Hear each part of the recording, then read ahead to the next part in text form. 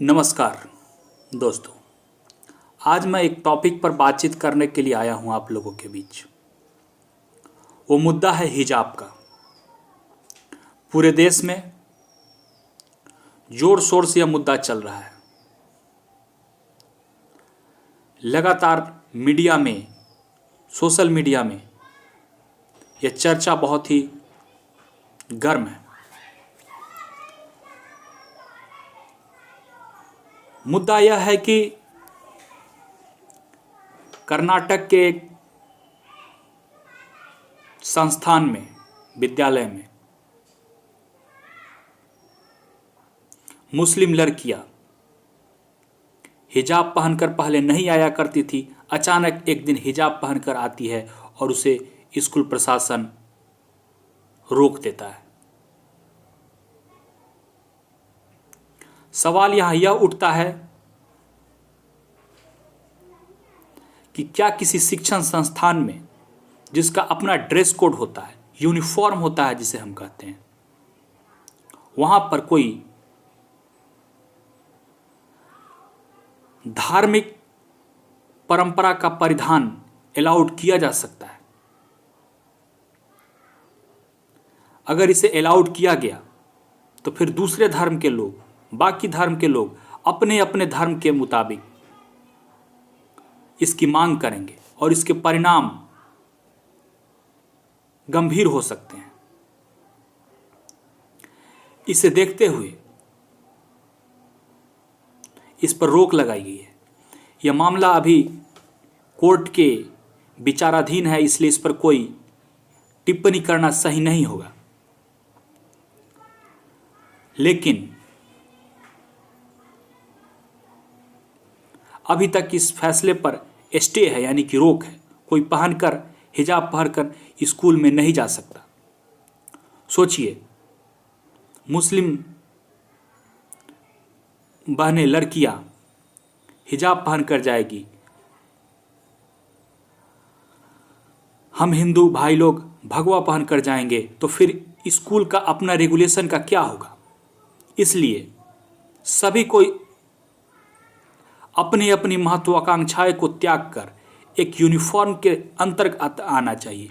Uniform का मतलब होता है जहां न जाति के आधार पर, न धर्म के आधार पर, न लिंग के आधार पर, न धनवान और अमीरी गरीबी के आधार पर कोई भेदभाव हो। इसलिए यूनिफॉर्म हो जहां सभी एक समान दिखे। इसलिए ये कोई ड्रेस कोड निर्धारित किया जाता है।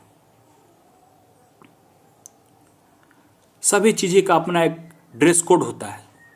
हर संस्थान में, कोई ऑफिस में जाता है वहाँ उसका ड्रेस अलाउड होता है और वह वहाँ के संस्थान, वहाँ के प्रबंधन इसे तय करते हैं। अगर कोई टीचर कल को क्लास में लुंगी पहनकर चले जाए, गंजी पहनकर चले जाए, या जैसा कि यह नग्न साधु जो होते हैं, नागा साधु, वो कहे कि हमारी परंपरा के अनुसार जाना है, या हनुमान जी के भक्त कहे कि हमें कच्छा पहनकर जाना है, या किसी भी समुदाय के लोग, किसी धर्म के लोग कहे, अपने अपने मन से चलाए और कहे कि हमारी ये धार्मिक स्वतंत्रता है, तो क्या हम इसे आज़ादी दे देंगे? इससे समस्याएं उत्पन्न होगी। इसे मुद्दा बनाया जा रहा है और धर्म के ठेकेदार और ओवैसी जैसे नेता, जो घोर सांप्रदायिक नेता, और मुस्लिम धर्म के ठेकेदार इस मुद्दे को और भी गंभीर बना रहे हैं ताकि उनकी वोट बैंक की राजनीति चल सके। उत्तर प्रदेश के चुनाव में कुछ वोट उन्हें मिल सके, सीटें मिल सके और देश में एक नफरत का वातावरण तैयार हो सके, जिसकी घोर निंदा की जानी चाहिए। प्रधानमंत्री नरेंद्र मोदी ने ट्रिपल तलाक जैसे कुप्रथा कानून को समाप्त किया और मुस्लिम बहनों को उनका अधिकार दिलाया। इससे मुस्लिम बहनों ने भारतीय जनता पार्टी के तरफ अपना एक वोट देकर समर्थन देने का काम किया, जिससे विपक्षियों में हताशा थी। इसीलिए उन्होंने ऐसा प्रोपेगेंडा चलाया ताकि भाजपा के खिलाफ माहौल बनाया जा सके, लेकिन वो उसमें कामयाब नहीं हो सकेंगे। उत्तर प्रदेश में भारतीय जनता पार्टी की पूर्ण बहुमत की सरकार बनने जा रही है, इसमें कोई संशय नहीं है। और 300 पार का फिर से जो नारा भारतीय जनता पार्टी ने योगी जी ने दिया है उसे पूरा करेगी, ताकि गुंडा राज, माफिया राज यूपी में नहीं आ सके और देश में और राज्य में एक सुदृढ़ सरकार बने।